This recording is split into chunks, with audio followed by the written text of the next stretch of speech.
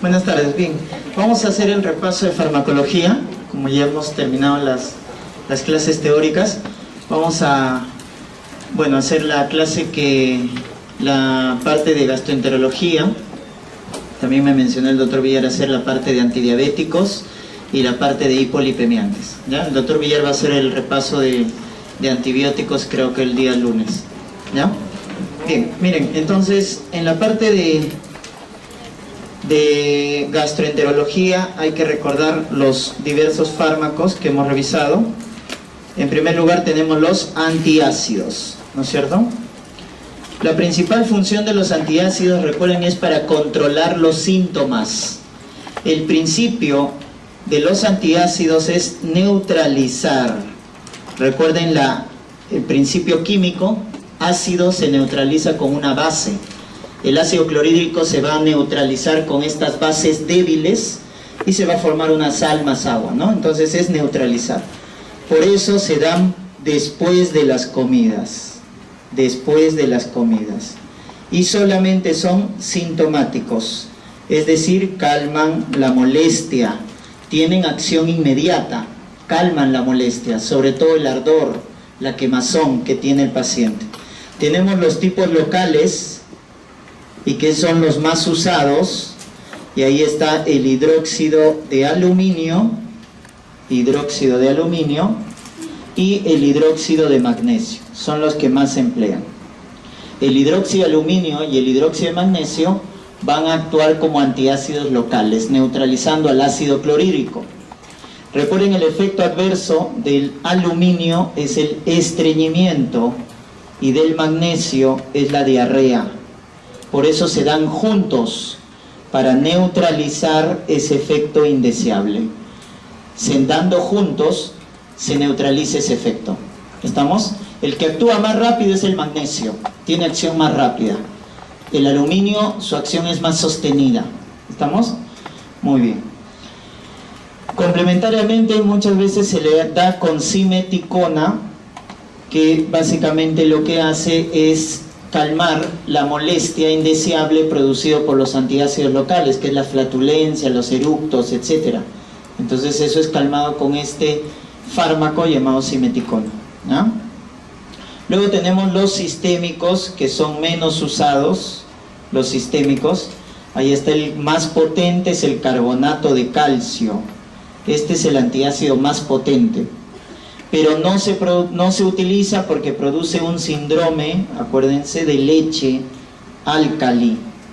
Síndrome de leche álcali, que se caracteriza porque se produce alcalosis metabólica y calcio elevado.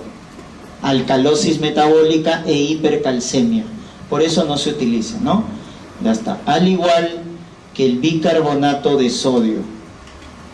Tampoco, porque el bicarbonato de sodio retiene agua y eso congestiona a los pacientes, ¿no? Sobre todo si tiene una cardiopatía, es nefrópata, el sodio arrastra agua cuando se absorbe y congestiona al paciente. Muy bien, entonces estos son de acción local, calman los síntomas, se utilizan después de las comidas. En cambio, los otros antiácidos son los que inhiben la producción de ácido, y ahí los de elección son los inhibidores de bomba de protones. Como alternativa tenemos los antirreceptores de la histamina 2, ¿no es cierto? Los que bloquean los receptores de la histamina 2. Estos dos fármacos lo que hacen es inhibir la producción, la síntesis de ácido clorhídrico. La inhibición directa del ácido clorhídrico lo hace el inhibidor de bombas. ¿Por qué? Porque el inhibidor de bomba de protón hace una inhibición irreversible, acuérdense, irreversible de la bomba de protón-potasio. De la bomba de protón-potasio. ¿Estamos? Ya está. Entonces, su acción es directa, porque va a la bomba de la célula parietal oxíntica e inhibe la producción de ácido. ¿Estamos? En cambio, acuérdense, los que bloquean los receptores de histamina hacen un bloqueo reversible competitivo, ¿no?, con la histamina. reversible competitivo de los receptores H2 de la histamina, ¿no? Muy bien, entonces una inhibición reversible competitiva, pero de los receptores de histamina. ¿Con qué segundo mensajero trabaja la histamina? Con AMP cíclico, acuérdense, AMP cíclico. En cambio la gastrina, la acetilcolina, trabaja con calcio como segundo mensajero. Entonces lo que hace estos fármacos es inhibir la traducción de la señal, por lo tanto no se forma AMP cíclico y por lo tanto no se desencadena la síntesis del ácido clorhídrico.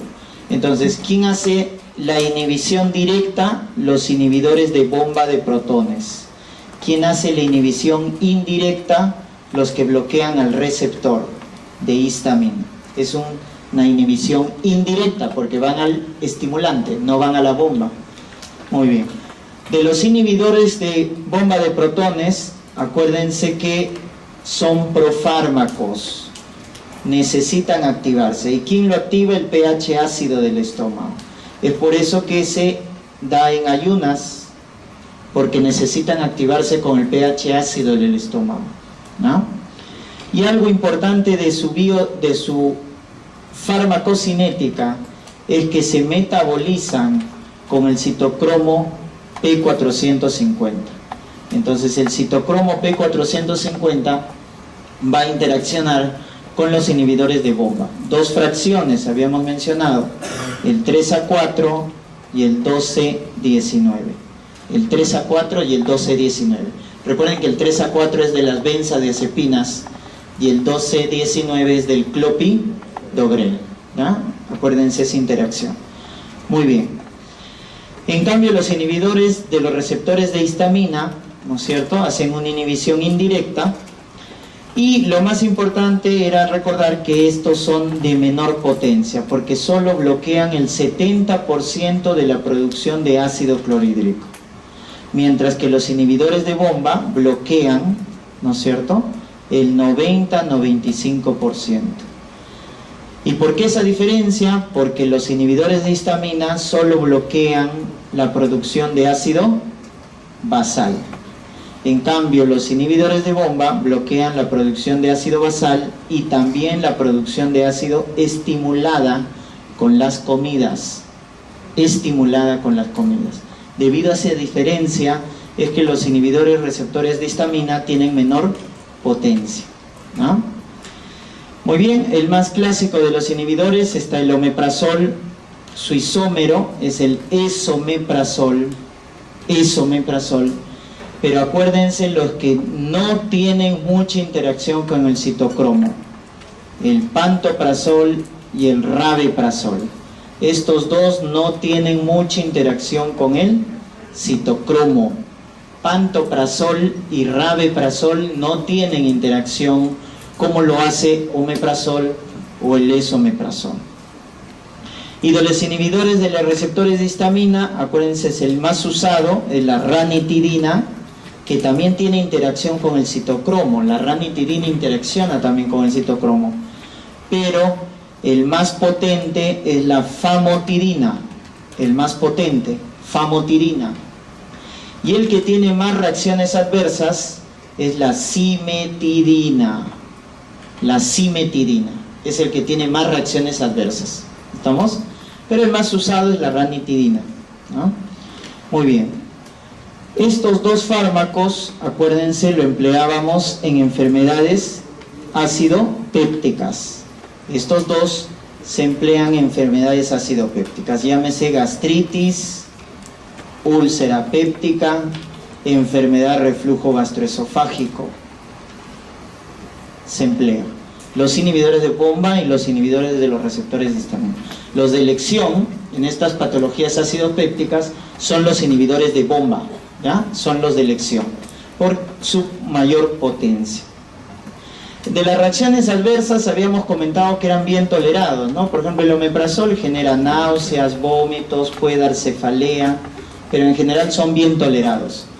Pero acuérdense que a largo plazo el uso más de un año de omeprazol de manera continua está asociado sí a reacciones adversas que pueden generar problemas, como por ejemplo fracturas, porque inhiben la absorción de calcio.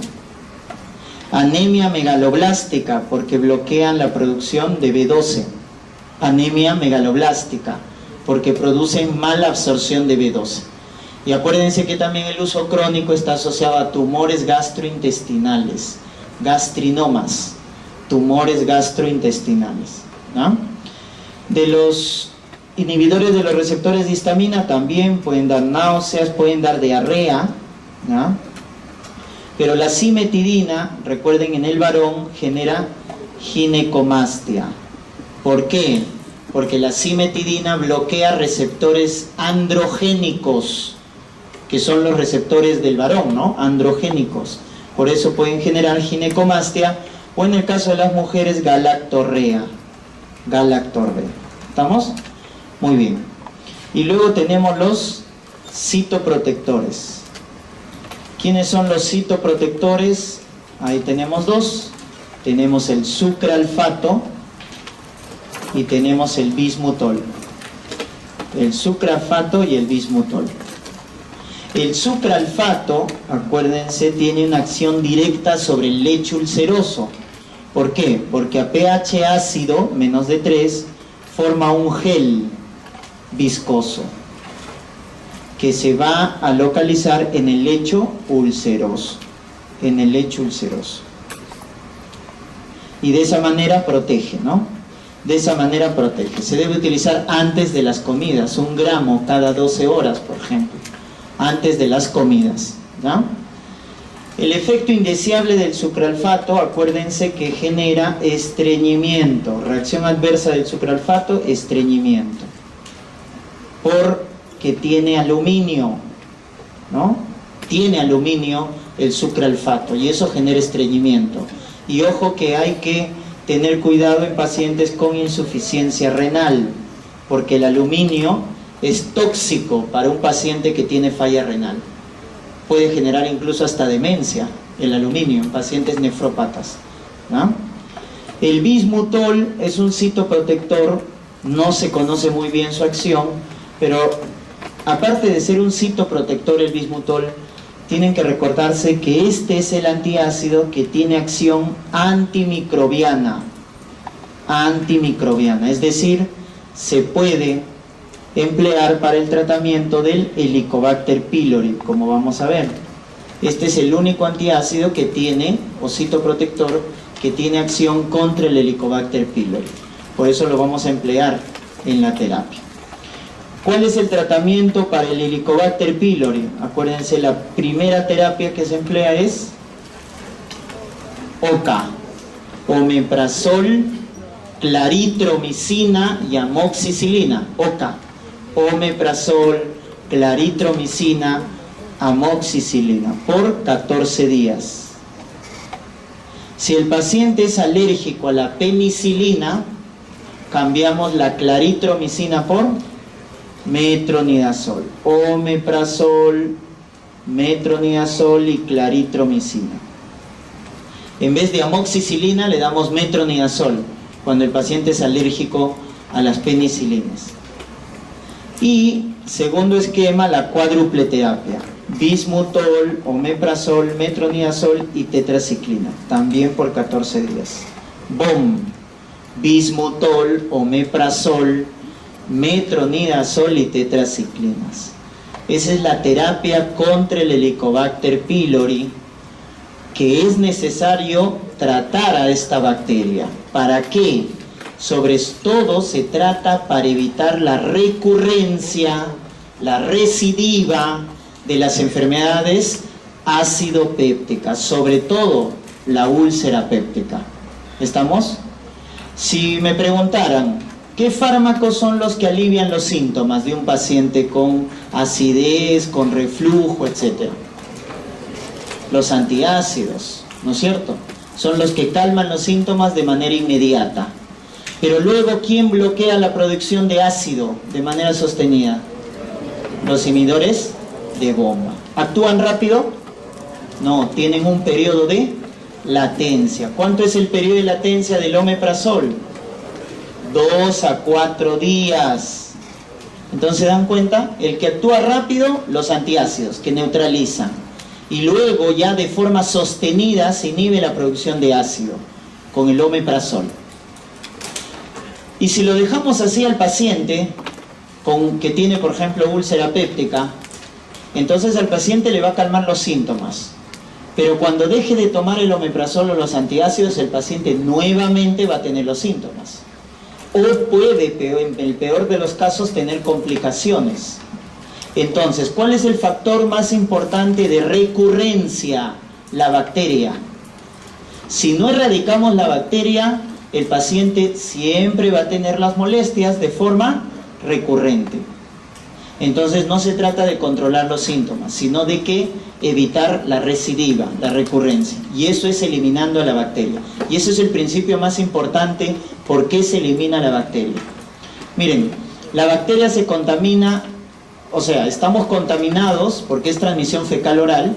Más del 50% de personas en el mundo están contaminados con el Helicobacter. Más del 50%. Pero solo el 25% tiene enfermedad. Una cosa es infección y otra cosa es enfermedad. Es como la tuberculosis, ¿no? Muchos podemos estar infectados con TB, estamos expuestos, el personal de salud, pero pocos hacen enfermedad. Es similar. Entonces estamos infectados. Muchos de acá tenemos el Helicobacter, pero nunca hemos tenido síntomas. Por lo tanto, no tratamos a la bacteria. A mí me pueden hacer una endoscopía, sacan la bacteria, sale positivo, pero no me tratan porque no tengo síntomas. Pero basta que tenga síntomas de acidez y me detecten la bacteria positiva, tengo que erradicar a la bacteria. ¿Y para qué erradico? Acuérdense, el principio entonces es para evitar la recurrencia, la recidiva. Ese es el principio, para evitar la recidiva. Entonces, miren la secuencia, ¿no? El que controla los síntomas de forma inmediata, antiácido. El que bloquea de forma sostenida, omeprazol. ¿Pero con qué evito la recurrencia? Matando a la bacteria. Ya está. Ese es el tratamiento entonces de la enfermedad ácido péptica. ¿Estamos? Muy bien. Ya está. Eso entonces con respecto a los fármacos de las enfermedades acidopépticas. Luego habíamos visto otra cosa importante que tal vez no nos dio mucho tiempo de comentar, que viene a ser la terapia de las enteropatías inflamatorias. ¿Ya? Estamos hablando acá de la enfermedad de Crohn versus la colitis ulcerativa. Enfermedad de Crohn versus la colitis ulcerativa. Son las llamadas enteropatías inflamatorias o enfermedades inflamatorias intestinales. Estas patologías son crónicas, autoinmunes, son de origen autoinmune, ¿ya? Pueden afectar a jóvenes o adultos mayores. Y el principio, como es autoinmune, inflamatorio, ¿no? Justamente hay que bajar la producción de ¿qué? ¿Quién produce inflamación? Las prostaglandinas producen vasodilatación, aumento de la permeabilidad vascular, etc. Entonces hay que disminuir la producción de prostaglandinas y leucotrienos. Por eso el fármaco más importante en el tratamiento de estas patologías, el tratamiento base, es con este metabolito, el 5-ASA. El 5-ASA. Entonces, ¿qué es el 5-ASA? El 5-ASA es el ácido 5-aminosalicílico. Ácido 5-aminosalicílico. Este metabolito, que es un derivado de las sulfas, ¿no? Lo que va a hacer es inhibir la producción de prostaglandinas y leucotrienos en la pared intestinal. Disminuye la producción de prostaglandinas y leucotrienos en la pared del intestino. Pero ¿cuál es el problema? Que se absorbe. ¿Dónde se absorbe? En el duodeno y en el yeyuno. Y si me preguntaran, ¿dónde afecta la enfermedad de Crohn más frecuentemente? En el ilion y en el ciego. La enfermedad de Crohn afecta principalmente el ilion, que es la tercera porción del intestino delgado. ¿Y la colitis ulcerativa qué afecta? El colon, pues, colitis, colon, sobre todo el recto y sigmoides, o sea, más distal. Por lo tanto, si diéramos este fármaco, no puede actuar, porque este se absorbe en el duodeno y en el yeyuno. Por lo tanto, tenemos que conseguir un vehículo. Y el vehículo que va a llevar justamente a esas zonas distales viene a ser la sulfasalacina. La sulfasalacina es el vehículo que va a llevar, que contiene este metabolito llamado 5-ASA y lo va a liberar en el ilion y en el colon. Entonces es el medio de transporte del 5-ASA, la sulfasalacina. Ya cuando llega la sulfasalacina en el ilion, en el colon, va a liberar al 5-ASA. Entonces la sulfasalacina actúa en el ilion y actúa a nivel distal, a nivel del colon, recto, sigmoides. Por lo tanto, estas drogas, el principio activo es el 5-ASA, pero el vehículo es la sulfasalacina, es la droga de elección. ¿Estamos? Es el fármaco base del tratamiento, que se utiliza tanto en el brote, ojo, como mantenimiento. Brote como mantenimiento, o sea, tanto en la crisis como cuando el paciente está controlado. Tanto se emplea en las crisis, en el brote, como cuando el paciente también esté controlado, como terapia de mantenimiento, ¿no? Por eso es la droga más importante, ¿no? El 5-ASA. Ya está. Luego vamos subiendo. Si el paciente no responde al 5-ASA o tiene un brote moderado, por lo tanto, si tiene una crisis leve, sulfasalacina. Pero si tiene una crisis moderada, le tengo que aumentar. ¿Qué le aumento a la sulfasalacina? Corticoides. Muy bien, corticoides por vía oral. Y ahí el representante es prednisona. Corticoides por vía oral. Prednisona. Y ustedes ya saben el mecanismo de acción de los corticoides. Han tenido una clase, ¿no es cierto? Son inmunosupresores, antiinflamatorios, etc. Y se utiliza entonces en el brote moderado. Ojo, corticoides no en la terapia de mantenimiento. Solo se utiliza en las crisis, solo se utiliza en los brotes, no en la terapia de mantenimiento. Entonces es un brote leve, moderado. En el caso del brote moderado ya asociamos con corticoides por vía oral, prednisona. Pero si el brote se torna severo, entonces tenemos que asociar corticoides, pero por vía parenteral, por vía endovenosa, y ahí tenemos la dexametasona o los pulsos de metilprednisolona. Metilprednisolona. ¿Estamos? Entonces los brotes severos se tratan con corticoides por vía parenteral, dexametasona o los pulsos de metilprednisolona. ¿Ah? Muy bien. ¿Y en los brotes leves se puede emplear corticoides? Sí, pero por vía tópica, budesonida. ¿Qué corticoide se indica por vía tópica? Budesonida. Por vía oral, prednisona. Por vía parenteral, dexametasona y metilprednisolona, de acuerdo al brote, ¿ya? Entonces es un brote leve, corticoide tópico, y en la base, la sulfasalacina. Si es brote moderado, corticoide por vía oral. Si es brote severo, corticoide por vía parenteral. Pero si un paciente es córtico-resistente, es decir, no responde a los corticoides, o córtico-dependiente, en estos casos ya hay que asociar otros fármacos.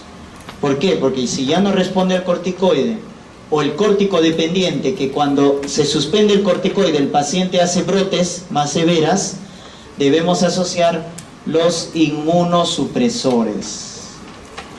Inmunosupresores. Y ahí tenemos la azatropina, sobre todo para la colitis ulcerativa.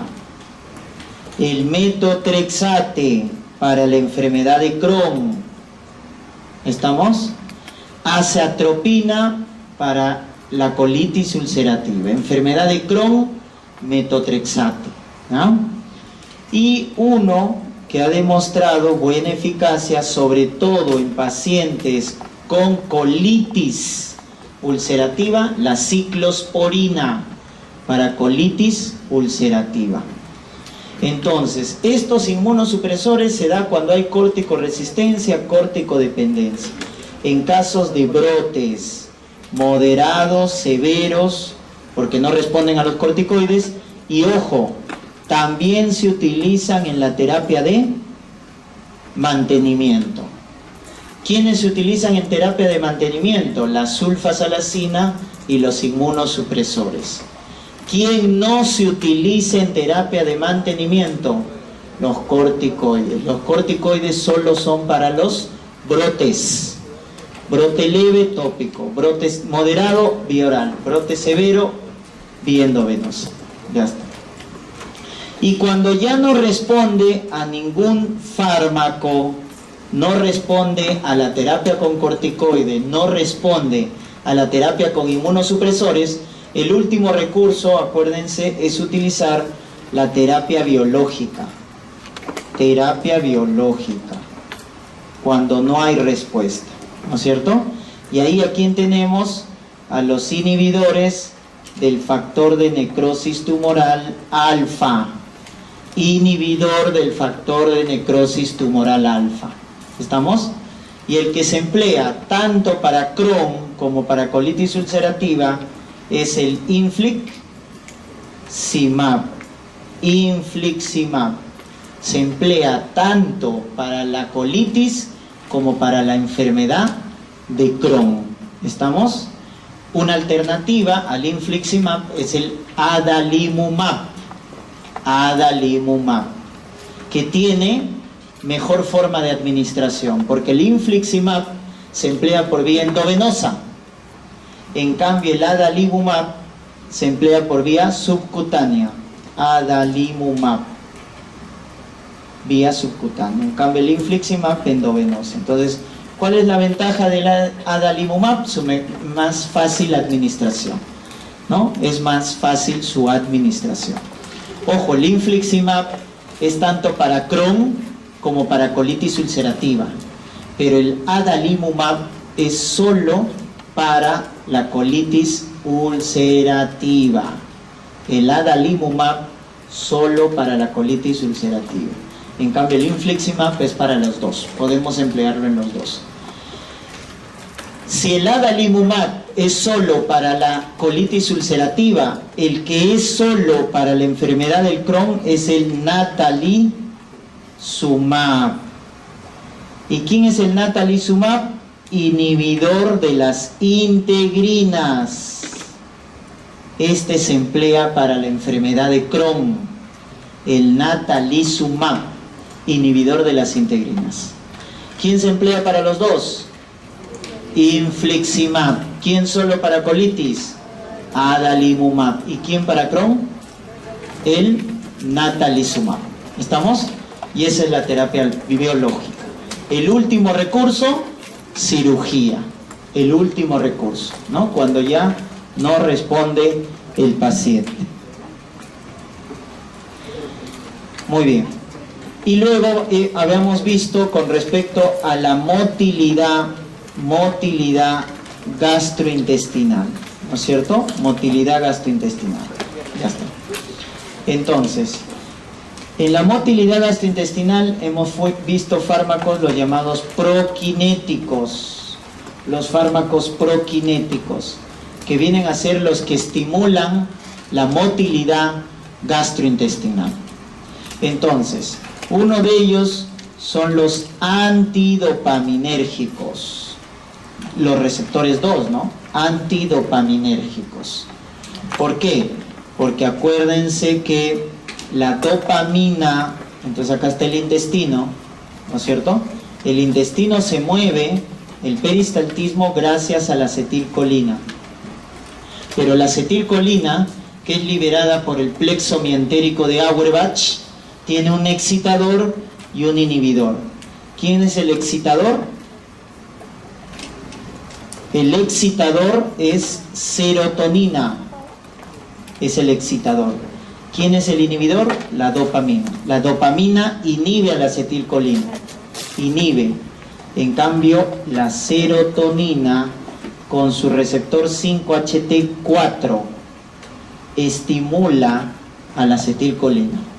El 5-HT4 estimula, el 5-H3 inhibe, acuérdense, ¿ya? Entonces, tenemos que la acetilcolina tiene su inhibidor, que es la dopamina, y tiene su excitador, que es la serotonina, ¿no? Con su receptor 5-HT3. Ya está. Por lo tanto, un prokinético es...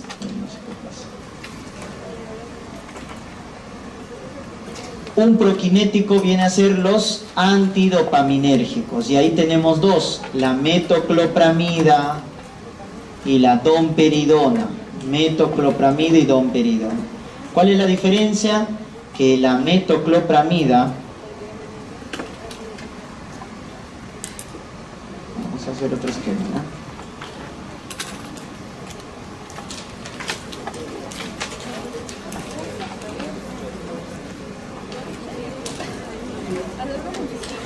La metoclopramida y la domperidona. ¿Estamos? La metoclopramida, acuérdense, sí atraviesa la barrera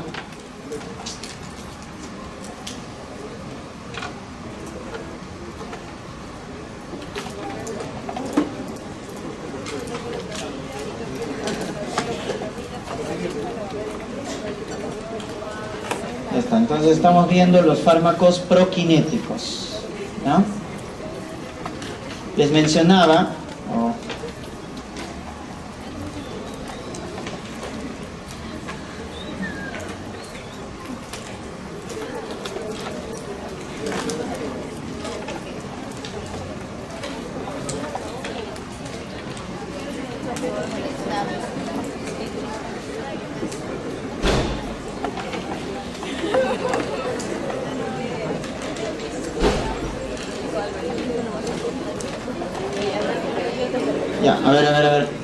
les mencionaba que en los fármacos prokinéticos tenemos a la metoclopramida y a la domperidona, ¿no? Acuérdense que la metoclopramida sí atraviesa la barrera hematoencefálica, ¿no? La metoclopramida sí atraviesa el sistema nervioso central, a diferencia de la domperidona, que no atraviesa el sistema nervioso central, ¿no? Estos son los fármacos antidopaminérgicos, bloquean los receptores D2, ¿no? Esa es la diferencia, ¿no? Por eso el que tiene más reacciones adversas en el sistema nervioso es la metoclopramida. ¿Qué puede dar la metoclopramida? Puede dar síndrome extrapiramidal, puede dar distonías, puede dar síndrome de parkinsonismo secundario y puede elevar la prolactina. Esos efectos son debidos al bloqueo de los receptores de dopamina a nivel del sistema nervioso central, ¿ya? Parkinsonismo secundario, disquinesias, hiperprolactinemia, ¿no? En cambio, el que no tiene esos efectos es la domperidona. Estos también se utilizan como antieméticos porque bloquean los receptores de dopamina en el bulbo raquídeo, en el área del bulbo raquídeo, que es el centro del vómito. ¿Estamos? Por eso también se pueden emplear como antieméticos, aparte de prokinéticos. Se emplean también en la enfermedad de reflujo, porque aumentan el tono del esfínter esofágico inferior. Al aumentar el tono, la presión del esfínter esofágico, también se pueden emplear en la enfermedad de reflujo gastroesofágico. Y también bajan la presión intraabdominal. Presión intraabdominal. Por eso a los pacientes posoperatorios, el paciente que ha sido operado de una cirugía, para mejorarle la motilidad y para bajarle la presión intraabdominal, porque el paciente está distendido, con dolor, se le da metoclopramida para bajarle la presión del abdomen, ¿no? Hay un síndrome que se llama el síndrome hipertensivo abdominal o síndrome compartimental. Por ejemplo, en esa patología se emplea metoclopramida para bajar la presión del abdomen, ¿no? Muy bien, eso es con respecto a estos proquinéticos. Luego teníamos agonistas de los receptores de serotonina del HT4, ¿no? Ahí está, por ejemplo, el tegacerot, agonista de los receptores de serotonina del tipo 4, tegacerot. Este de acá se emplea también como proquinético en los problemas de, está indicado su uso en problemas de estreñimiento, ¿no? De tipo crónico. Por ejemplo, en el paciente con síndrome de intestino irritable. En el síndrome de intestino irritable, cuando el paciente cursa con estreñimiento crónico, se emplea el tegacerot, que es el agonista de los receptores tipo 4 de la serotonina. La cisaprida ha sido retirada del mercado, entonces acuérdense nomás. ¿Por qué? Porque prolonga el QT. La cisaprida, que también es un proquinético, ha sido retirado del mercado porque prolonga el QT y por lo tanto puede producir torsades de Pons, ¿ya? O arritmias ventriculares. Y luego tenemos un antidiarreico. ¿Quién es el antidiarreico? De tipo opioide, porque estimula los receptores Mu a nivel del intestino. Y ojo, no atraviesa el sistema nervioso central. Por lo tanto, no tiene efecto analgésico. Porque recuerden que los opioides son analgésicos de acción central. Los AINES son analgésicos de acción periférica. Entonces, este es un opioide que no va al cerebro, solo actúa a nivel del intestino, activando los receptores de tipo Mu. Estos receptores de tipo Mu, acuérdense, están asociados a una proteína G inhibitoria, con lo cual bajan el AMP cíclico y con lo cual detienen el peristaltismo intestinal, porque el AMP es el segundo mensajero. Por lo tanto, se emplean como antidiarreicos. Y estamos hablando de la loperamida, ¿no? De la loperamida, ¿ya? Este también se emplea en el síndrome de intestino irritable. El síndrome de intestino irritable tiene dos versiones. Es el paciente, sobre todo en las mujeres, es más frecuente porque predomina el factor estresante, es más frecuente en las mujeres menores de 50 años, mujeres jóvenes, y el síndrome de intestino irritable cursa con diarrea y estreñimiento, cursa con alternancia. Hay periodos de diarrea, periodos de estreñimiento. Cuando cursa con periodos de estreñimiento, se le da laxantes, se le da fibra vegetal, o el tegacerot, cuando tiene periodos de estreñimiento. Y cuando tiene el periodo de diarrea, se le da loperamida.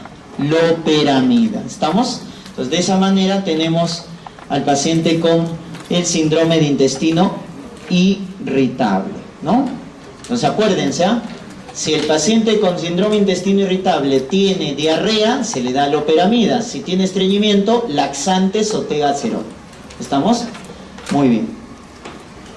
Y ya que estamos hablando justamente de los laxantes, acuérdense que los laxantes que se emplean para el estreñimiento, tenemos el mecanismo de acción, que es lo que tienen que recordarse. Los formadores de masa. ¿Quiénes son los que forman la masa? La fibra vegetal. Son los laxantes formadores de masa. Ahí está el salvado de trigo. Luego están los agentes tensioactivos. es decir, los que vuelven blando, ¿no? Está tensa las heces, duras, vuelven blando a las deposiciones. Los aceites minerales, los aceites vegetales, ¿no? Por ejemplo, los supositorios de glicerina. La glicerina es un agente tensioactivo, vuelve más blando las deposiciones. Y luego tenemos los laxantes, ¿no? De tipo osmóticos, es decir, jalan agua. Osmóticos, jalan agua. Y ahí tenemos, ¿no es cierto?, a la lactulosa y al polietilenglicol. Polietilenglicol. Esos dos son agentes osmóticos. Y también tenemos a los laxantes, aquellos que estimulan el peristaltismo de manera irritativa. Es decir, irritan la pared y de esa manera el intestino, ¿no es cierto?, estimula su peristaltismo al irritar la pared del colon. ¿Y quién es el laxante irritativo? Bisacodilo. Bisacodilo.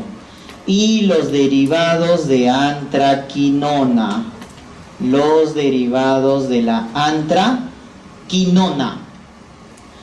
Entonces, esos son los 4 tipos de laxante que se utilizan en pacientes que tienen problema a nivel del peristaltismo, ¿no? Obviamente manejo médico, pero hay que dar manejo dietético, ejercicios, etc., ¿no? Y ahí están los 4 mecanismos, ¿ah?, que tienen que acordarse. Por lo tanto, si un paciente con síndrome de intestino irritable, que es donde más se emplea estos fármacos, hemos dicho las 2 versiones, estreñimiento y diarrea. Si el paciente tiene estreñimiento, el primer fármaco que se emplean son laxantes. ¿De qué tipo? Fibra vegetal, que son los formadores de masa. Segundo tipo, osmótico. En el intestino irritable no se utilizan los irritativos, no se utilizan los laxantes irritativos, no el bisacodilo, no los derivados de antraquinona, ¿ya? ¿Quiénes ponen de color negro las heces? Los derivados de antraquinona. ¿Y qué antiácido también? El bismutol. Acuérdense, el bismutol y los derivados de antraquinona hacen cambiar de color negro las deposiciones. Y eso hay que explicarle al paciente porque se puede asustar, piensa que es hemorragia o sangrado. Segundo, el segundo que se emplean son los agonistas de los receptores 5-HT4, es decir, el Tegacero como fármaco. En diarrea se emplea la loperamida, opioide, loperamida. Y ojo, si no responde a estas terapias y el paciente sigue con molestias, sigue con disconfort, se utilizan los antiespasmódicos. Antiespasmódicos. ¿Estamos? Sobre todo cuando el paciente tiene más que dolor o más que diarrea o estreñimiento, tiene dolor, tiene disconfort, dispepsia, o sea, la molestia, ¿no?, de los cólicos. Si el paciente tiene más dolor, que le preocupa más el periodo de estar estreñido, diarrea, si el paciente tiene más la molestia del dolor, se utiliza antiespasmódicos, pero ojo, de tipo no colinérgicos. No colinérgicos, ¿no? Son para el dolor. Antiespasmódicos no colinérgicos, ¿no? Y el último recurso son los antidepresivos tricíclicos para las molestias del paciente con intestino irritable. Antidepresivos tricíclicos, ¿no? Y acá entonces empleamos la amitriptilina. Amitriptilina, ¿ya?, como fármaco de rescate en pacientes que no responden a la terapia convencional en el paciente con intestino irritable. ¿Ya? Muy bien. Antieméticos. Antieméticos que bloquean los receptores de histamina H1, bloquean los receptores H1, tienen acción antiemética. Diminidrinato. El diminidrinato es un fármaco que tiene, ¿no es cierto?, como acción bloquear los receptores de histamina a nivel del bulbo y de esa manera actuar como antiemético. Luego tenemos los que bloquean los receptores de serotonina, 5-HT3. Acá se bloquea el 5-HT3. Y acá tenemos el ondansetron, que tiene buena potencia, ondansetron, ¿no? Luego tenemos los que bloquean los receptores de dopamina, D2. Ahí está la metoclopramida, metoclopramida. Luego tenemos también una vitamina que tiene acción antiemética y lo podemos utilizar en gestantes, piridoxina, es decir, la vitamina B6, piridoxina. No se conoce muy bien su acción, pero tiene acción antiemética, se puede emplear en gestantes. Y luego, en casos refractarios o severos, se puede utilizar incluso antipsicóticos de primera generación, antipsicóticos clásicos que pertenecen a la familia de las fenotiacinas, la clorpromacina. Clorpromacina. Miren, la clorpromacina es un antipsicótico clásico que tiene también acción antiemética. Y los corticoides. Corticoides. ¿Estamos? Acá se emplea dexametasona como corticoide, metilprednisolona también podemos emplear, que también se asocian con los antieméticos. Por ejemplo, ¿no?, un paciente que es sometido a quimioterapia y tiene vómitos, muchas veces se hace asociación de ondansetron con corticoides. Ondansetron con corticoides, ¿ya? Básicamente ahí recuerden el mecanismo de acción, ¿no?, que es lo que importa en la parte farmacológica, ¿no? Luego ya se hacen combinaciones de estos fármacos, ¿ya? Muy bien. Vamos a ver ahora la parte de los hipolipemiantes, ¿ya?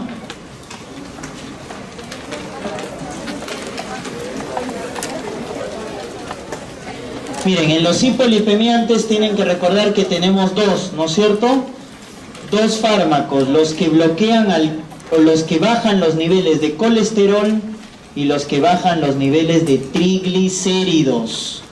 Por un lado bajan colesterol y otros fármacos bajan los triglicéridos, ¿no? Entonces, ¿dónde está el colesterol? En las lipoproteínas. Acuérdense, LDL, HDL, ¿no es cierto? En cambio, los triglicéridos están en los kilomicrones, pero que viene de la vía exógena, ¿no es cierto? Los kilomicrones vienen de la dieta. En cambio, los hipolipemiantes lo que hacen es del VDLL, ¿no?, del VLDL, bajar los niveles de triglicéridos. Acuérdense que el VLDL es el que transporta los triglicéridos endógenos. El exógeno es kilomicrón, el endógeno es VLDL. Básicamente ese es el efecto. De los que bajan el colesterol, el que tienes que acordarte obligatoriamente son las estatinas. Las estatinas. Mecanismo de acción: bloquean la enzima limitante de la síntesis de colesterol, el HMG-CoA reductasa. El HMG-CoA reductasa. Por lo tanto, baja la síntesis de colesterol. ¿Endógeno o exógeno? Endógeno. baja la síntesis de colesterol, ojo, baja la síntesis de colesterol endógeno al bloquear la enzima limitante llamada HMG-CoA reductasa, ¿no? Tenemos las más potentes. ¿Cuáles son las estatinas más potentes? La rosuvastatina y la atorvastatina. ¿Qué ventaja tienen estas dos, rosuvastatina y atorvastatina? Que no solo bajan el colesterol, sino también bajan el triglicérido. ¿Qué estatinas, además de bajar el colesterol, bajan los triglicéridos? Rosuvastatina y atorvastatina. Diferencias, miren, entonces acuérdense, estos dos bajan los triglicéridos. Además, por eso cuando hay dislipidemias mixtas, colesterol triglicérido, puedo dar estatinas, rosu o atorvastatina, porque bajan los dos, colesterol y triglicéridos. Diferencias, la rosuvastatina, ¿no es cierto?, no interacciona, no tiene mucha interacción con el citocromo. En cambio, la atorvastatina sí tiene bastante interacción con el citocromo 3A4. Por lo tanto, ¿quién tiene más interacción farmacológica? La atorvastatina, porque interactúa más con el citocromo. La rosu es menos, por eso es más cara la rosuvastatina. ¿A qué paciente se le da estas estatinas? Al paciente que tiene pues hipertensión, diabetes, colesterol y triglicéridos. ¿Han visto? Toman 10 pastillas, creo, los pacientes. Entonces, ¿qué fármaco tiene menos interacción? La rosuvastatina. Por eso es más costosa. Tiene menos interacción, ¿no? Y acuérdense que la rosuvastatina, ¿no es cierto?, es un fármaco hidrofílico, a diferencia de la atorvastatina, la simvastatina, etcétera, que son lipofílicos. Por lo tanto, ¿quién interacciona con la warfarina? La warfarina es un fármaco lipofílico. ¿Quién va a interaccionar con la warfarina? La atorvastatina. ¿Estamos? La atorvastatina. Entonces ahí rápidamente se dan cuenta que el que tiene más desventajas farmacocinéticas es la atorvastatina, ¿ya? La rosuvastatina tiene más ventaja. Se emplean a dosis elevadas. Ojo, no dosis medias. Es mejor dosis elevadas para obtener la mayor eficacia. Dosis de rosuvastatina 40 miligramos, atorvastatina 80 miligramos al día, ¿ya? Con las dosis altas vamos a obtener la mejor eficacia en el tratamiento del paciente, ¿ya? Reacción adversa. ¿Qué reacción adversa hay que monitorizar en los pacientes que están tomando estatinas? Las reacciones adversas más frecuentes son gastrointestinales, pero las más severas, ¿cuáles son?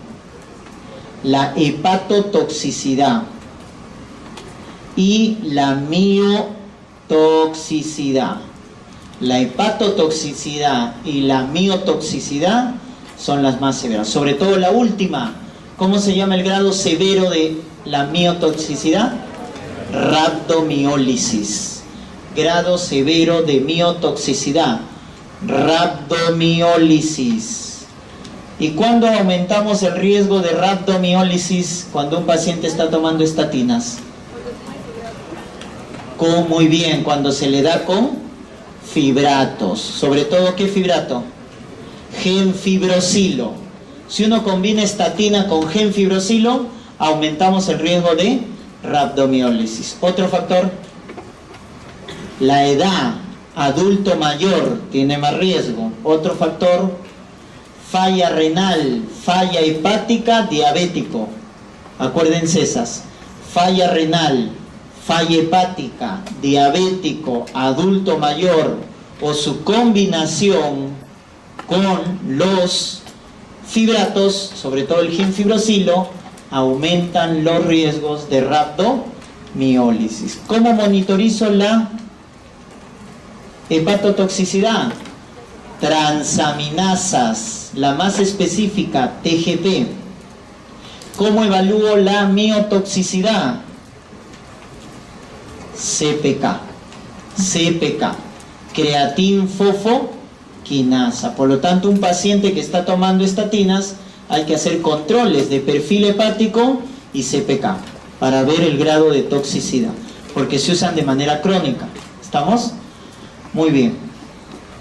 Otros que bajan el colesterol, pero que ya tienen menos potencia, ¿estamos? Menos potencia en bajar el colesterol, son las resinas de intercambio.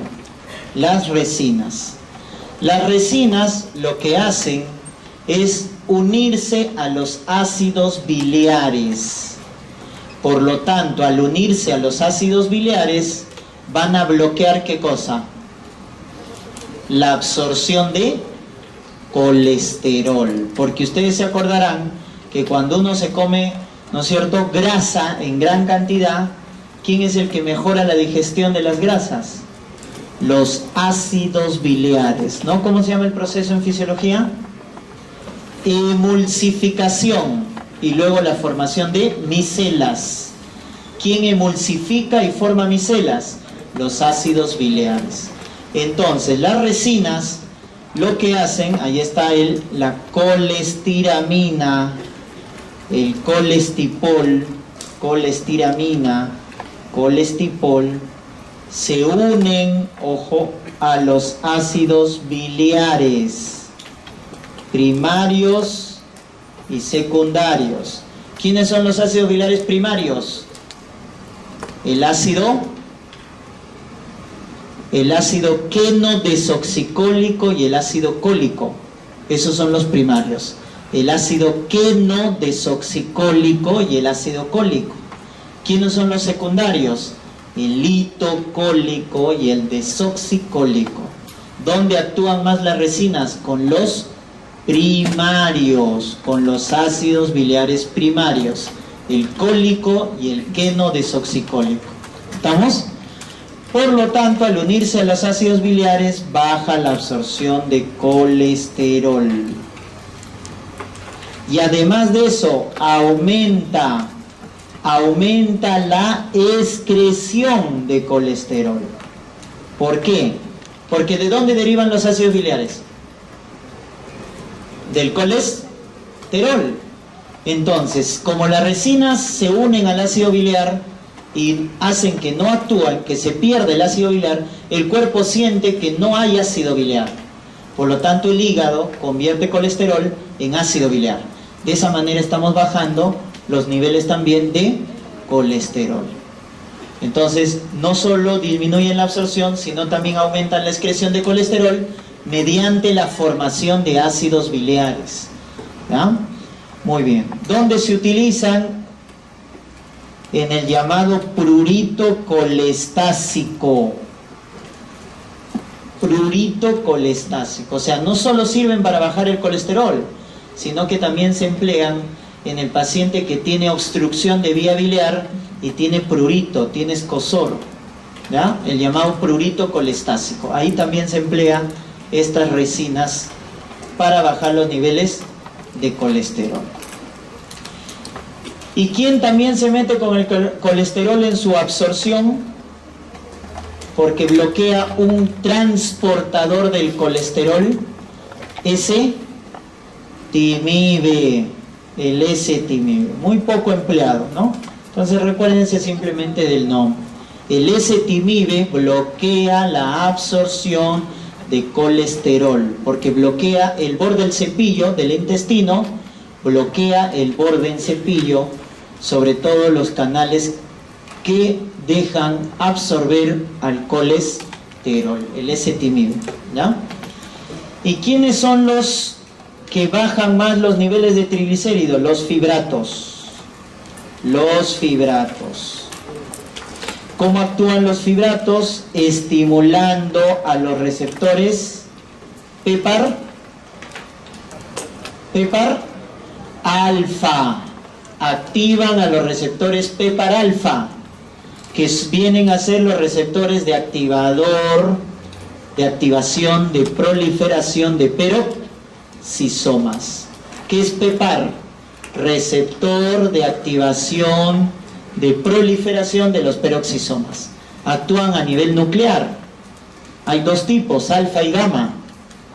Estos bloquean los receptores PEPAR alfa, con lo cual activan a la lipoproteína lipasa e inactivan a una apoproteína llamada ApoC3.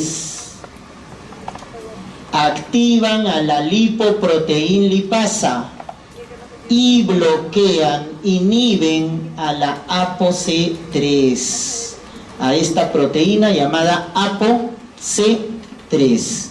De tal manera que lo que hacen es aumentar la oxidación, el metabolismo de los triglicéridos. Lo que hacen estos fármacos es oxidar, metabolizar a los triglicéridos. De esa manera disminuyen los niveles de triglicéridos. Este es su mecanismo de acción. Tenemos el fenofibrato y el gemfibrosilo. Por lo tanto, si me preguntan, ¿quién tiene menos riesgo de rhabdomiólisis? El fenofibrato. ¿Quién tiene más riesgo de rhabdomiólisis? Gemfibrosilo. ¿Puedes combinar estatina con gemfibrosilo? No, mucho riesgo. Es mejor combinar, si quieres combinar, estatina más fenofibrato. Fenofibrato sí puedes combinar con estatinas. Gemfibrosilo no, porque aumenta más el riesgo de rhabdomiólisis. ¿Ya? Muy bien. Luego está la vitamina B3, la niacina o ácido nicotínico. La vitamina B3 o niacina también se emplea para bajar los niveles de colesterol. Los niveles de colesterol. ¿Ya? La vitamina B3 o ácido nicotínico. Muy bien. Y vamos a terminar con los antidiabéticos. ¿Ya? Muy bien. De los antidiabéticos tenemos dos tipos grandes que tienen que acordarse. ¿Ah? Los llamados secretagogos y los llamados sensibilizadores de la insulina, es decir, los que bajan la resistencia a la insulina. Ya son dos grandes grupos, los secretagogos y los sensibilizadores de la insulina. Muy bien. Los secretagogos lo que hacen, como su nombre lo indica, estimular la secreción de insulina. ¿Por parte de quién? De la célula beta del páncreas. La célula beta del páncreas forma insulina. Entonces lo que hacen estos fármacos es estimular la secreción de insulina por parte de las células beta del páncreas. ¿Ya? Hay dos fases de secreción de insulina, ¿verdad? ¿Cuáles son? Fase 1 y fase 2. Bueno. Fase 1, la que libera la insulina ya formada, y fase 2, la que libera la insulina de novo, la que se sintetiza. Fase 1, insulina preformada, que ya estaba en vesículas para liberarse, y fase 2, insulina de novo. ¿Qué fase estimulan de la secreción de insulina los secretagogos? La fase 1, las vesículas que ya estaban cargadas de insulina. Entonces estimulan la fase 1 de secreción. ¿Estamos? Muy bien. Y ahí tenemos a quién, a las sulfonilureas. Sulfonilureas. Tenemos de primera generación, de segunda generación, de tercera generación. Primera generación ya no se usa. Ahí está la clorpropamida. Clorpropamida ya no se usa. ¿Por qué? Porque genera muchas reacciones adversas debido a su alto tiempo de vida media. debido a su alto tiempo de vida media. Entonces acá está la clorpropamida. ¿Cuánto dura? Más de 24, 48 horas. Entonces, ¿qué generaba? Mucha reacción adversa. Ya no se usa la clorpropamida. Es histórica nomás. 2. La glibenclamida. Esta sí se utiliza. Segunda generación. Tercera, glimepiride. Tercera generación. ¿Ya? Glimepiride. Entonces, las de segunda y tercera sí tienen uso en la actualidad. Y lo que hacen, como ya hemos visto, es estimular la secreción de insulina. ¿Ya? Se emplea sobre todo las sulfonilureas en paciente que tiene normopeso. Es decir, el paciente que no está obeso. Ojo, normopeso. Porque si es bajo de peso, ¿qué le doy? Como antidiabético. Un diabético desnutrido que ha bajado mucho de peso, insulina. Si tiene adecuado peso, sulfonilureas. Y si tiene obesidad, metformina. ¿Se dan cuenta? El peso es muy importante. Entonces, si el paciente tiene normopeso y tiene diabetes, o ya tiene buen control de su enfermedad, entonces le damos sulfonilureas, ¿ya? En paciente con normopeso.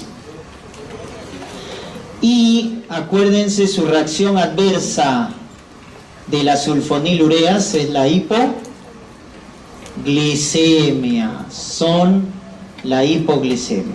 Después de la insulina, los que producen más hipoglicemia son las sulfonilureas.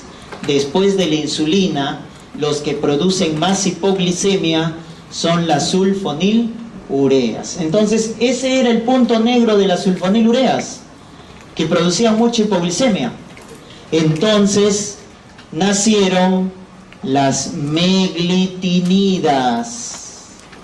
Meglitinidas. Las meglitinidas, ¿no es cierto?, nacen para justamente estimular la secreción de insulina, pero tienen menos riesgo de hipoglicemia. Las meglitinidas tienen acción más rápida a comparación de las sulfonilureas, pero tienen menos riesgo de hipoglicemia. Menos riesgo de hipoglicemia. Y esa es la ventaja que tienen las meglitinidas. Pero su acción es rápida y de duración también lenta, duración lenta, o sea, pronta, ¿no? Pronta pasa el efecto de las meglitinidas, ¿no? Pero la ventaja en comparación a las sulfonilureas que generan menos hipoglicemia, ¿no? Muy bien. Y los sensibilizadores son los que estimulan la sensibilización de la insulina a nivel hepático, a nivel muscular y a nivel del tejido adiposo. ¿Cuáles son los tres órganos diana de la insulina? Hígado, tejido adiposo y tejido muscular. ¿Con qué GLUT trabaja la insulina? GLUT4 trabaja. Pero para liberar a la insulina, ¿qué GLUT está presente en la célula beta? El 2. En la célula beta está el GLUT2 para liberar insulina, pero el efecto de la insulina es con el GLUT4, que está en el hígado, el músculo y el tejido adiposo. Por lo tanto, ¿quién es el sensibilizador hepático? La metformina es el sensibilizador hepático. La metformina, ¿ya? En cambio, ¿quién es el sensibilizador a nivel muscular y del tejido adiposo?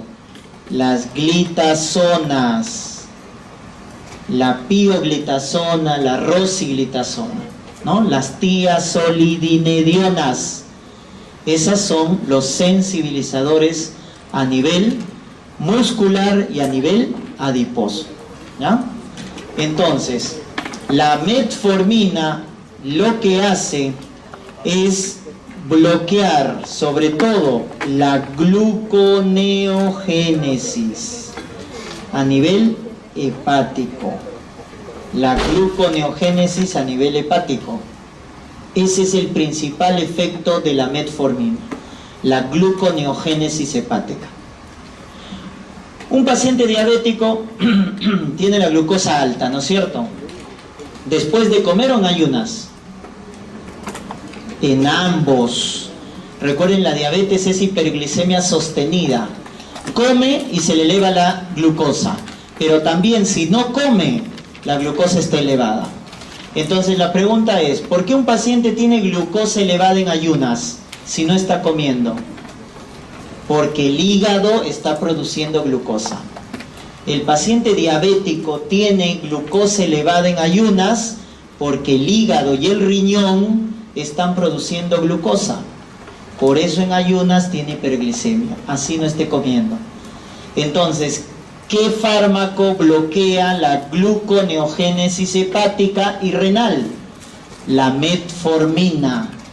Por lo tanto, la metformina es muy importante en la hiperglicemia del ayuno del paciente diabético. Bloquea la hiperglicemia de ayunas del paciente diabético. ¿Estamos? Porque bloquea la gluconeogénesis principalmente hepática, ¿no? Y también renal. Otro efecto de la metformina es anorexigénica. Por eso, ¿dónde es de elección? En los pacientes con obesidad. Paciente diabético obeso, metformina. Le iniciamos con metformina. También se está empleando en el síndrome de ovario poliquístico ya, la metformina, cuando hay insulino resistencia. Las mujeres que tienen síndrome de ovario poliquístico se les da metformina para inhibir la insulino resistencia, porque eso es el efecto de la metformina. ¿Ya? Reacción adversa más frecuente. ¿Cuál es la reacción adversa más frecuente de la metformina? De las llamadas biguanidas, ¿no? Biguanidas está dentro de las metforminas.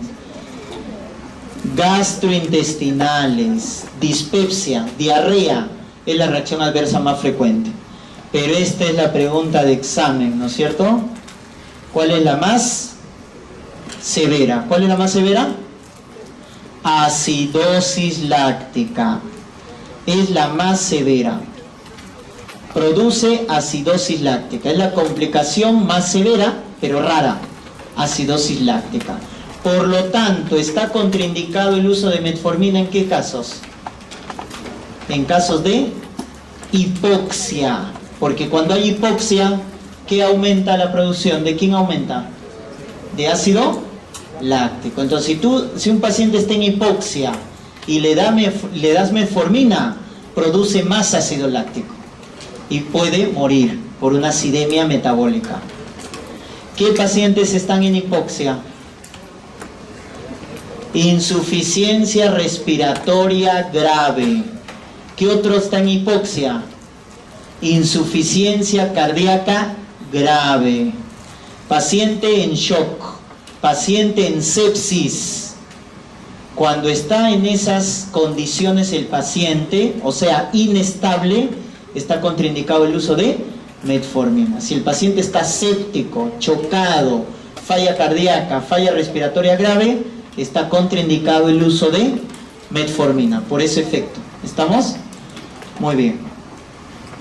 Y las glitazonas, acuérdense, las glitazonas son sensibilizadores a nivel músculo y del tejido adiposo.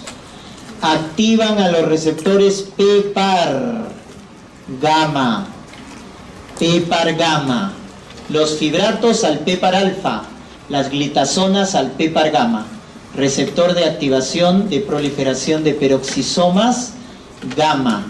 ¿Ya? Ese es su mecanismo de acción. De esa manera van a estimular la acción de la insulina en el músculo y en el adiposo. Son alternativas a la metformina. Cuando el paciente no responde a la metformina, le damos glitazonas. Está la pioglitazona y la rosiglitazona. ¿Ya? La rosiglitazona, mucho evento cardiovascular. Por eso ya se está dejando de utilizar la rosiglitazona. Mucho evento cardiovascular. ¿Quién ha quedado? La pioglitazona. pero lamentablemente se está asociando ¿a qué? La pioglitazona. Primero, su efecto adverso más frecuente. ¿Cuál es el efecto adverso más frecuente de las glitazonas? Edema de miembros inferiores. Retienen agua, igual que los calcio antagonistas, ¿se acuerdan? Retenían agua, por lo tanto pueden congestionar al paciente. ¿En qué condición está contraindicado las glitazonas? Cuando el paciente tiene falla cardíaca, porque lo puede descompensar al paciente, le puede dar un edema agudo de pulmón, En pacientes cardiópatas las glitazonas están contraindicadas por este problema. Pero la pioglitazona está asociada a mayor riesgo, su uso crónico, cáncer de vejiga. Hay una asociación establecida del uso crónico de pioglitazona con cáncer de vejiga. ¿Ya? Muy bien. Entonces, eso es en cuanto al mecanismo de acción de las glitazonas, ¿no es cierto? Ya está. Y tenemos los que potencian el llamado efecto incretina. Potencian el llamado efecto incretina. Acuérdense, ¿qué era el efecto incretina? Cuando le dábamos glucosa al paciente ¿por qué vía? Oral. Y al darle glucosa por vía oral, el intestino del paciente producía dos hormonas, GIP y GLP-1. Y estas dos hormonas gastrointestinales, ¿qué hacían? Iban al páncreas, a la célula beta, y estimulaban la secreción de insulina. Por lo tanto, también son secretagogos. Estas hormonas gastrointestinales son secretagogos, porque cuando el paciente consume glucosa por vía oral, el intestino produce estas hormonas y estas potencian la secreción de insulina por las células beta del páncreas. Pero actuaban muy rápido. ¿Por qué? Porque se metabolizaban. ¿Quién es la enzima que metaboliza estas hormonas? La DPP4. Esta es la enzima que metaboliza las incretinas, la DPP4, la dipeptidilpeptidasa tipo 4. Por eso su acción es rápida, ¿no? Por lo tanto, se vio que en el paciente diabético el efecto incretina estaba disminuido. Entonces, ¿qué hay que hacer? Potenciar el efecto incretina. Y ahí tenemos la sitagliptina y tenemos el lexenatide. La sitagliptina es un inhibidor ¿de quién? Del DPP4.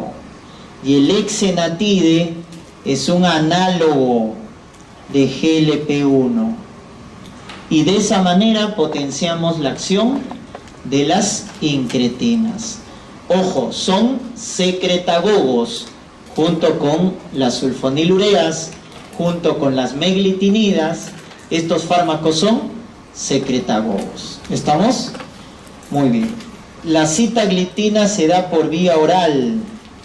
El lexenatide se da por vía parenteral. Ese es el problema del lexenatide, que necesita vía parenteral, subcutánea, como la insulina. En cambio, la sitagliptina sí lo podemos utilizar por vía oral.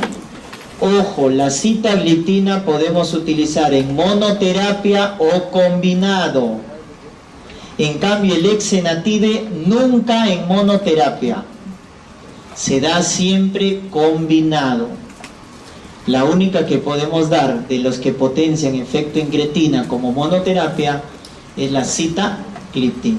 ¿Ya? La sitagliptina. Muy bien. Bien toleradas, pocas reacciones adversas con respecto a estos dos fármacos que potencian el efecto de la incretina. Y luego están los fármacos que disminuyen la absorción de glucosa. ¿Cuáles son los fármacos que disminuyen la absorción de la glucosa a nivel intestinal? Los inhibidores de las glucosidasas. Ahí está el miglitol. Pero otro fármaco que además de inhibir la glucosinasa, inhibe la amilasa pancreática. Recuerden, la amilasa es una enzima que digiere los carbohidratos. Entonces, ¿quién inhibe la glucosidasa y la amilasa pancreática? A-carbosa. La A-carbosa. La A-carbosa inhibe la amilasa y las alfa-glucosidasas. Entonces, de esa manera disminuyen la absorción de glucosa. Sobre todo se utilizan en las llamadas hiperglicemias postprandiales. ¿Quién era el que se utilizaba para la hiperglicemia en ayunas? Metformina. ¿Quién es el que utiliza para las hiperglicemias postprandiales? Los inhibidores de las alfa-glucosidasas, miglitol y acarbosa. ¿Ya? Muy bien. Efectos adversos, flatulencia, ¿no? Porque al inhibir la absorción de carbohidratos generan flatulencias. Ya está. Y finalmente la hormona, porque le hace falta, ¿no es cierto? Porque no trabaja bien la insulina, ¿no es cierto? La insulina se ha sintetizado de manera homóloga, la hormona del ser humano. Entonces tenemos las insulinas naturales, la insulina rápida o insulina R o insulina cristalina, pero tenemos su análogo. ¿Quién es el análogo de insulina rápido R o cristalina? Lispro, aspartica y glulicina. Esos son los análogos de insulina rápida: lispro, aspartica y glulicina. Y también tenemos la insulina de acción lenta. La de acción lenta es la llamada NPH, ¿ya? La de acción lenta es llamada NPH. Este es de acción lenta. Y su análogo es detemir y glargina. Detemir y glargina. Análogo de acción lenta. Ya está. La de acción rápida. La de acción rápida, que es la insulina R o cristalina, actúa a los 30 minutos de inyectado. En cambio, los de acción o sus análogos, lispro, aspartica, glulicina, se llaman ultra rápidas, porque ni bien se inyecta, a los 15 minutos el efecto es de inducir hipoglicemia, es decir, bajar la glucosa en la sangre. Entonces, los de acción rápida, la insulina R, 30 minutos para actuar. Por eso el paciente se tiene que inyectar 30 minutos antes de las comidas. En cambio, las ultra rápidas, el paciente come y se inyecta, porque la acción es ultra rápida. Entonces, ni bien va a comer, se inyecta las insulinas ultra rápidas. Y de las lentas, el NPH, su acción es sostenida, ¿no es cierto? La NPH, su acción es sostenida 12 a 24 horas. En cambio, sus análogos, detemir y glargina, su acción es más sostenida, hasta por 48 horas. Esa es la diferencia, hasta por 48. Por eso, una inyección de detemir te puede controlar hasta por 2 días la glicemia en el paciente diabético, ¿ya? Entonces, básicamente, por el tiempo de acción, revisen los cuadritos del tiempo: inicio, pico y duración. Eso es básico que recuerden en los tipos de insulina, ¿ya? Muy bien. Recuerden que el receptor de la insulina es una tirosin quinasa. El receptor de la insulina es una tirosin quinasa. Ya está. Acá deben acordarse más que nada las indicaciones. ¿Cuáles son las indicaciones de la insulina? Cuando el paciente diabético Tipo 1, obligado, porque el 1 no tiene insulina. O el tipo 2, en el tipo 2, cuando no responde a la terapia por vía oral. Si no responde a los antidiabéticos orales, glibenclamida, metformina, glitazonas, hacemos uso de la insulina. ¿Con qué controlamos al paciente diabético si está o no controlado? La hemoglobina glicosilada. Por eso valores de hemoglobina glicosilada más de 9, más de 9.5 indican ya el uso de insulina. Quiere decir que el paciente está descompensado, y si está tomando fármacos, peor todavía, no está respondiendo, entonces hay que darle insulina. Diabético tipo 1 porque no tiene, y al 2 cuando no responde a los antidiabéticos orales, al refractario. Segunda indicación, diabetes gestacional. Cuando una mujer diabética entra, ¿no es cierto?, o sea, queda embarazada o durante el embarazo hace debut de una diabetes, el antidiabético de elección en el embarazo es la insulina, es el antidiabético de elección. ¿Quién está contraindicado en la gestación? La glibenclamida, las sulfonilureas están contraindicadas en la gestación. El de elección es la insulina. Falla hepática o falla renal grave. Paciente con falla hepática o falla renal grave, no podemos dar ya antidiabéticos orales. Porque recuerden que las sulfonilureas, la metformina, tienen metabolismo hepático y eliminación renal. Sobre todo las sulfonilureas, ¿no? Tienen metabolismo hepático, por eso su biodisponibilidad es pobre, y tienen eliminación renal. Quien no se metaboliza en el hígado es la metformina, pasa directo y se va por el riñón, no tiene metabolismo hepático, pero sí eliminación renal. Falla hepática, falla renal grave, indica el uso de insulina, ¿ya? Paciente descompensado de forma aguda. Estamos hablando de las dos complicaciones agudas, coma hiperosmolar y la cetoacidosis diabética. Las complicaciones agudas del paciente diabético, coma hiperosmolar y cetoacidosis diabética, se maneja con insulina. No se utiliza la terapia oral, se maneja con insulina, ¿ya? Las complicaciones agudas. Muy bien. Reacciones adversas. ¿Cuál es la reacción adversa más frecuente? Hipoglicemia. ¿Qué también puede generar? Puede generar diarrea, porque la insulina estimula la motilidad del intestino. Puede generar diarrea. Puede generar lipodistrofia. Esto es sobre todo en las zonas donde se coloca la insulina. Puede generar lipodistrofia, aunque con las insulinas actuales ya no se ve este efecto adverso, ¿ya? Muy bien. Y dos efectos, el fenómeno de Alba y el fenómeno de Somogy. El fenómeno de Alba y el fenómeno de Somogy.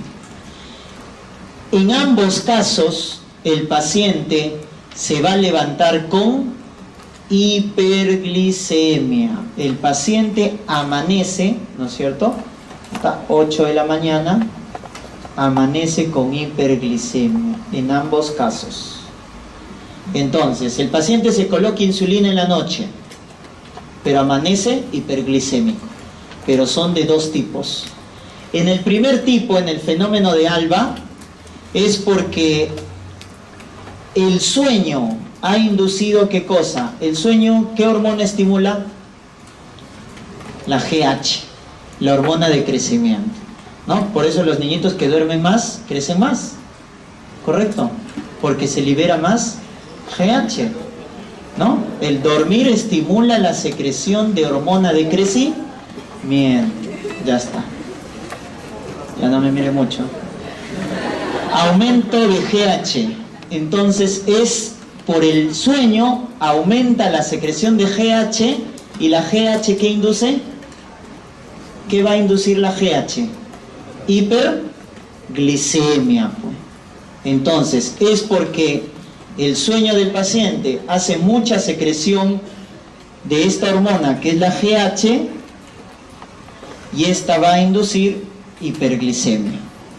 En cambio, en el fenómeno de Somogyi, la hiperglicemia es porque he dado mucha dosis de insulina. Si el paciente en la noche se coloca mucha insulina, ¿qué va a generar? Si se coloca mucha insulina, hipoglicemia.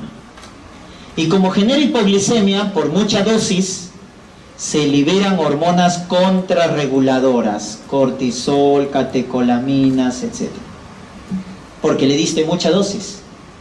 Al darle mucha dosis, generaste hipoglicemia, y esa hipoglicemia entonces le va a generar al paciente que se segregan más hormonas contrarreguladoras, y esas hormonas contrarreguladoras, cortisol, catecolaminas, generan hiperglicemia al amanecer. Son dos cosas diferentes. ¿Cómo tratarías el fenómeno de Somogyi? Bajando la dosis en la noche. Así trato el fenómeno de Somogyi. ¿Y cómo trato el fenómeno de Alba? Aumentando la dosis de insulina. El fenómeno de Alba se corrige aumentando la dosis de insulina. En cambio, el fenómeno de Somogyi, bajando la dosis de la insulina. Bajando la dosis de la insulina. ¿Estamos? ¿Y cómo se diferencia estos dos fenómenos? Porque en ambos casos, ¿cómo te vas a dar cuenta si es fenómeno de Alba o fenómeno de Somogyi? Se mide a las 3 de la mañana la glicemia del paciente. A las 3 de la mañana se mide la glicemia del paciente. ¿Qué vas a encontrar en el fenómeno de Alba a las 3 de la mañana? Hiperglicemia, porque la GH ha elevado la glucosa. Pero ¿qué vas a encontrar a las 3 de la mañana en el fenómeno de Somogyi? Hipoglicemia. Hipoglicemia. ¿Estamos? ¿Se entendió? Ya está. El sueño produce GH, eso hace la hiperglicemia al amanecer. Fenómeno de Alba. Se corrige aumentando la dosis de insulina. El fenómeno de Somogyi, le diste mucha dosis, le generaste hipoglicemia, se forman hormonas contrarreguladoras y eso genera la hiperglicemia al amanecer. Se corrige disminuyendo la dosis de insulina en la noche. ¿Ya? Listo. No hay preguntas, ¿no? Ya está.